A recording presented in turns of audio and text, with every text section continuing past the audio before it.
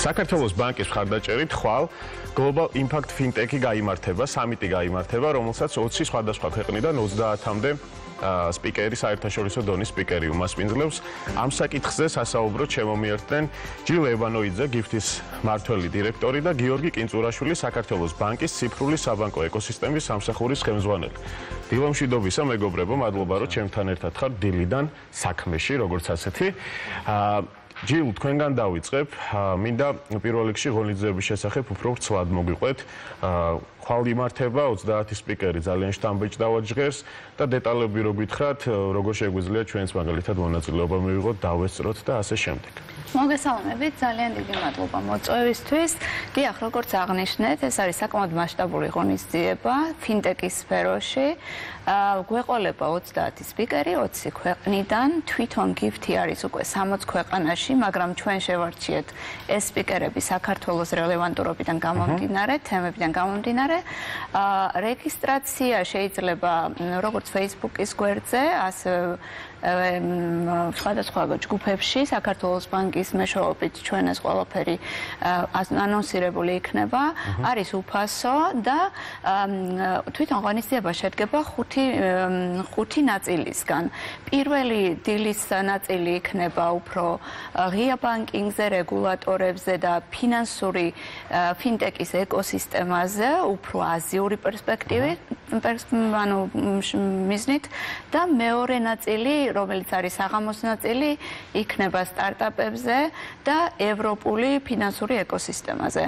რეგისტრაცია საკმაოდ მარტივია, შეუძლიათ Facebook-ის მეშვეობით, ონლაინ იქნება Zoom-ის მეშვეობით, ყველამ ვიცით ეს პლატფორმა და ძალიან საინტერესო, ასე ვთქვათ, შინაარსი გველოდება, როგორც საბანკო სექტორისთვის, ასევე სტარტაპებისთვის, ასევე უბრალო მოყვარულებისთვის. დაინტერესებული ადამიანებისთვის. დიახ, არ ნიშნავს, რომ აუცილებლად ამ სფეროში უნდა ერკვეოდე. ძალიან, ეს ისეთი რევოლუციური და ისეთი სფეროა, რომ ცოტანი ვერკვევით და ყველა ვცდილობთ გავერკვეთ, ასე ვთქვათ. სწორად გავერკვეთ, რომ მე სწორი პროდუქტები ვაკეთოთ. ჯილ, მაინტერესებს გიფთი რა არის ზოგადად, იმიტომ რომ არა ერთი სამიტი მხოლოდ, არამედ ძალიან დიდი პლატფორმა არის, რომელიც ფინტექის მიმართულებით მართლა ბევრ რაღაცას აკეთებს და რას აპირებთ, რა ხედვა გაქვთ საქართველოსთან მიმართებით? დიახ, გიფთი, იშიფრება გლობალური impact fintech-ი და მართლაც არის ძალიან იმპაქტზე ორიენტირებული პლატფორმა, ასე ვთქვათ, აერთიანებს 60 ქვეყანას, 500-ზე მეტ ექსპერტს, ოღონდ ძალიან მაღალი დონის ექსპერტებს, რადგან ეს შეიქმნა როგორც მოწვევით მხოლოდ პლატფორმა. ჩვენთან არიან როგორც აკადემიური ჯგუფიდან, ასევე ნეობანკებიდან, საბანკო სისტემებიდან, რეგულატორები, მაღალი ტექნოლოგიური კომპანიები და ხდება ყოველდღიურად ამ 60 ქვეყნის წარმატებული кейსების, ასე ვთქვათ, ინფორმაციების გაცვლა. ამ ყველაფრის გამო გაჩნდა მოთხოვნა, რომ შექმნილიყო საწევრო და ეს კარი გახსნილიყო ნებისმიერი მსურველისთვის. ივლისში უკვე ყველას ექნება საშუალება, რომ გახდეს წევრი. რეგისტრაცია უკვე წინასწარი დაწყებულია, შეუძლიათ ნებისმიერ მსმენელს და დაინტერესებულ პირს ვებსაიტზე მოვიდნენ და დაგვიტოვონ იმეილი.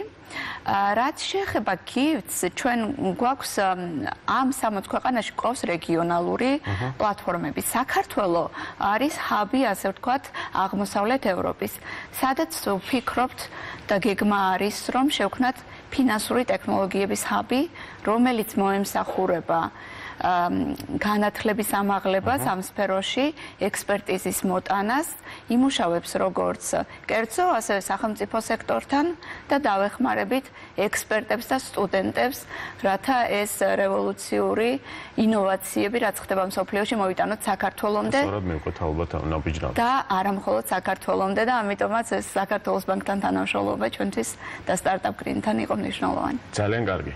გიორგი, საქართველოს ბანკის ინტერესი ფინტექის მიმართ არ არის, ასე ვთქვათ, ახალი ჩემთვის, იმიტომ რომ წლებია გადავნებ თვალს, როგორ ავითარებთ ამ ეკოსისტემას. მაინტერესებს ახლა გიფთან ჩართულობა თქვენი, რა გამოიწვია, რა ინტერესები გაქვთ და რას ველოდებით ამ ღონისძიებისგან. მადლობა კიდევ ერთხელ მოწვევისთვის. მოკლედ, ჯილმაც თქვა, რომ ძალიან მნიშვნელოვანი არის ამ სფეროში განათლების ექსპერტიზის ზოგადად არსებობა ქვეყანაში. ძალიან ახალი სფერო არის. მოკლედ რო განმარტოთ მაყურებლისთვისაც თქვა ფინტექი არსმენი აქამდე, ეს არის ფინანსური ტექნოლოგიების სფერო. და მოგეხსენებათ mobile banking-ი, internet banking-ი ბოლო პერიოდში კიდევ უფრო აქტუალური ხდება და ტექნოლოგიურად განვითარება ესეთი პროდუქტების ბანკებისთვისაც ძალიან არის დამოკიდებული პარტნიორობაზე fintech კომპანიებთან, ანუ ვინც გარედან ინოვაციურ პროდუქტებს ქმნის, სტარტაპებს ქმნის და რაღაცა გადაკვეთის წერტილებს პოულობენ ხოლმე ბანკები და ეს კონკრეტული ნიშის მქონე ტექნოლოგიური ბიზნესები. ჩვენ ეს მიმართულება თავიდანვე ვთქვით, დაახლოებით 3 წელია ვთქვით, რომ ძალიან მნიშვნელოვანია, რომ საქართველოში განავითაროთ და შესაბამისად პირველი რაც დავიწყეთ იყო აი ეს, რომ მსგავს ღონისძიებებს ხარი დაუჭიროთ, იმიტომ რომ ეს ღონისძიებებზე ხალხი იკრიბება, საერთაშორისო ტრენდებზე საუბრობენ, ერთმანეთს იცნობენ, რაღაც ახალი ინფორმაციის გაცვლა ხდება და პარტნიორების მოძიება ხდება და ამიტომ მით უმეტეს სტარტაპ გრაინდთან დიდი ხანია თანამშრომლობთ, აქამდეც ბევრი საინტერესო სპიკერის მოწვევის საშუალება ჰქონდა და ეხლა მით უმეტეს გიფტის მხარდაჭერით ეს საერთაშორისო ძალიან დიდი ქსელი შეიკრიბა ამ ღონისძიების გარშემო და ამ პლატფორმის გარშემო და ვფიქრობთ, რომ ძალიან მნიშვნელოვანია, რომ ამ ხალხს მოусმინოთ და საქართველოში ვინც საქმიანობს ამ კუთხით დავაკავშიროთ.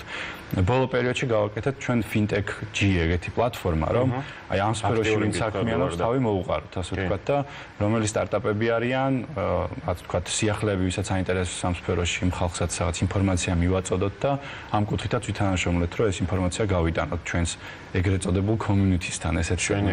გიორგი, FinTech-ის განვითარებისთვის აუცილებელია ბანკი იყოს ძალიან ღია, გახსნილი ამ მიმართულებით და სწორად შეხედოს ყველა სტარტაპს, რომელიც მასთან მივა და დაიწყებს საუბარს.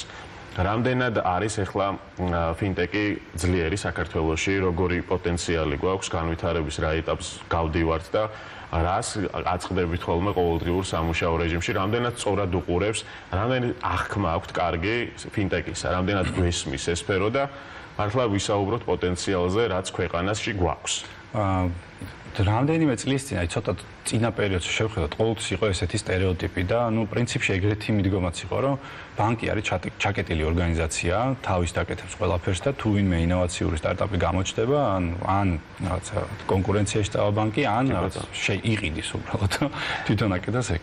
ნუ ყიდვა ცუდი არ არის, იმიტომ რომ სტარტაპებში მით უმეტეს acquisition კარგი. მაგრამ ბოლო პერიოდში როგორც ვთქვით, აი ციფრული მიმართულება იმდენად აქტუალური გახდა პროდუქტები ზოგადად რომ დისტანციურად რაღაც სერვისები აკეთო, ტემპმა მოიმატა, რომ ბანკინგი და mobile banking, internet banking სწრაფად განვითარდეს და კლიენტს რაც შეიძლება მალე მიუტანოთ კარგი სერვისები. შესაბამისად, ბანკები მიხვდნენ, რომ ესეთ ტემპს სტარტაპებთან თანამშრომლობის გარეშე ვერ განავითარებენ. ანუ შეიძლება რაღაც გარეთ არსებული სტარტაპი იყოს, პროდუქტს ქმნიდეს და ან ჩვენი სერვისი მივაწოდოთ და მან გააკეთოს უკეთ ამ სერვისის მიწოდება, ან პირიქით დავერთოთ ჩვენ არხებთან.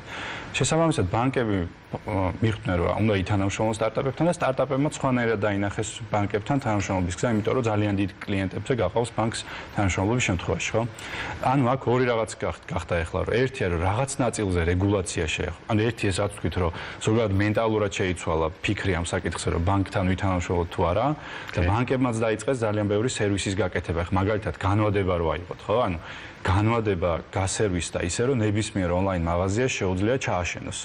ანუ აქედან კლიენტმა მოიგო ის, რომ პირობითად განვადებას იქაც იღებს ონლაინ სივრცეში, ბანკმა მოიგო ის, რომ ბევრ სივრცეში გაიშალა პროდუქტი და ის ონლაინ მაღაზია იმას იგებს, რომ ახალი გადახდის მეთოდები გაჩნდა და კლიენტს უფრო მეტად უწოდება და ანუ რაღაცა ნაწილი თავისით განვითარდა და რაღაც დიდი ნაწილს ახლა ხელს უწყობს რეგულაცია. აი რაზეც ჯილმა თქვა, პირველი ნაწილი დაეთმობა რეგულაციას. ხო, ანუ ღია ბანკინგი, ეგეთი ტერმინი არსებობს, რომ სტარტაპებს უადვილდებათ ბანკის ტექნოლოგიურ სერვისებზე და კლიენტების მონაცემებზე წვდომის მიღება, თუ კლიენტს უნდა და ეს რას ნიშნავს, რომ შეიძლება მე mobile bank-ი გავაკეთო რაღაც კონკრეტული სეგმენტისთვის და მე ვიფიქრო უბრალოდ იმაზე, რომ კარგი აპლიკაცია გავაკეთო, კარგი, თქვათ, ფრონტი გავაკეთო და ამისთვის დავიხმარო ბანკი, რომ უკანა ეს ეგრეთ წოდებული back office რო ეძახიან საბანკო სუფთა სერვისები დაინტეგრირებული მქონდეს და ეს დიდი თავის ტკივილი რომ ან ბანკს უნდა ვეკონკურენტო, ან რაღაცა სხვანაირი გზა მოვიფიქრო, იხსნება და უფრო ადვილდება ამ სფეროში სტარტაპის კეთება. პარტნიორად დავინახოთ და არა როგორც კონკურენტად, ყველაზე კარგი მანდ არის. და აი სფეროს კუთხით აი ერთ სიტყვი რომ